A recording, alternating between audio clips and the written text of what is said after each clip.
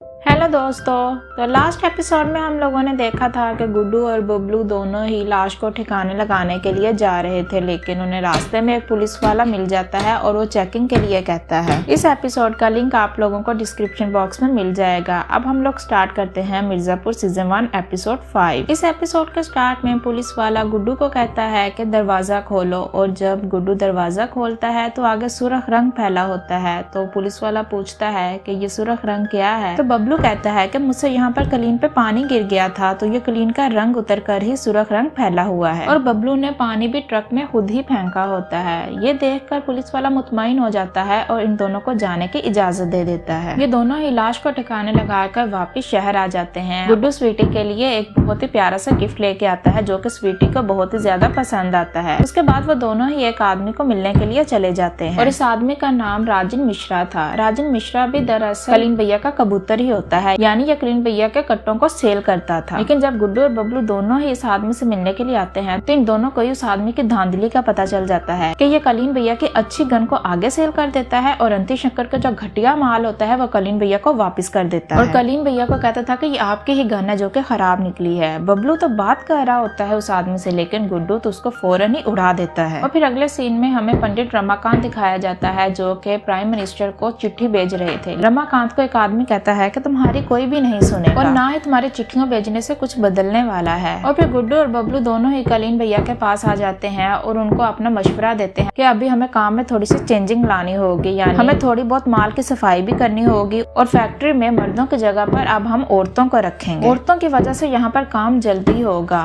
तो कलीन भैया मकबूल के भांजे को गुड्डू और बबलू दोनों के साथ ही काम पर लगा देता है। और फिर अगले दिन ही बबलू के कहने पर सब कबूतरों को घर पर बुलाया जाता है। और फिर बबलू कुछ लोगों की अलग से लिस्ट बनाता है और उन लोगों को एक रूम में जाने के लिए कहता है, और जो बाकी के कबूतर बचे होते हैं उनके साथ मीटिंग शुरू हो जाती है। कलीन भैया कहता है कि अब आप लोग कैश पे ही मुझसे गन उठाओगे, और तुम लोगों से पुलिस वाला कोई भी एक्स्ट्रा पैसे नहीं लेगा। पुलिस वालों को जो कुछ भी चाहिए होगा वो मुझसे आकर मांगे। और गुड्डू और बबलू जिन लोगों को अलग रूम में लेके जाते हैं, उन सब लोगों को ठोक देता है, क्योंकि वो सब लोग ही धांधली कर रहे होते हैं। और फिर बबलू पुलिस वालों से कहता है कि जितना भी कट्टा बाजार में बिकेगा तुम लोगों को उतना ही कमीशन मिलेगा। तुम लोग कलीन भैया के कबूतरों से कोई भी पैसा नहीं लोगे। अगर तुम लोग को पैसा या कोई और चीज चाहिए तो तुम लोग कलीन भैया से मांगोगे। और फिर बबलू फैक्ट्री आता है और फैक्ट्री के कंट्रोलर की अच्छी खासी क्लास लगाता है, और कहता है कि आइंदा कट्टों के मामले में मैं कोई भी कॉम्प्रोमाइज नहीं करूंगा, इसकी क्वालिटी हाई से हाई होनी चाहिए। और फिर सीन शिफ्ट होता है और हमें फिर पंडित रमाकांत दिखाया जाता है, जो कि मिर्जापुर में अनलीगल काम होने की वजह से बहुत ज्यादा परेशान थे, और ऊपर के अफसरान को वो चिट्ठियां लिख रहा था। और वहाँ पर खड़ा एक आदमी रमाकांत को कहता है कि अब तुम क्या लिखोगे, अब तो तुम्हारे खुद के ही बेटे इस शहर में बवाल मचा चुके हैं। और फिर हमें मुन्ना दिखाया जाता है, जो कि अपने आवारा दोस्तों के साथ पार्टी कर रहा होता है। मुन्ना ये समझता है कि मिर्जापुर की गद्दी मेरा पैदाइशी हक है, इसलिए मुन्ना ने अपने आप को इस गद्दी के अहल नहीं बनाया था। और फिर हमें गुड्डू दिखाया जाता है, जो कि स्वीटी के साथ डेट मार रहा होता है, और स्वीटी को कहता है कि तुम्हें पता है कि आजकल मैं किन धंधों में पड़ा हुआ हूँ,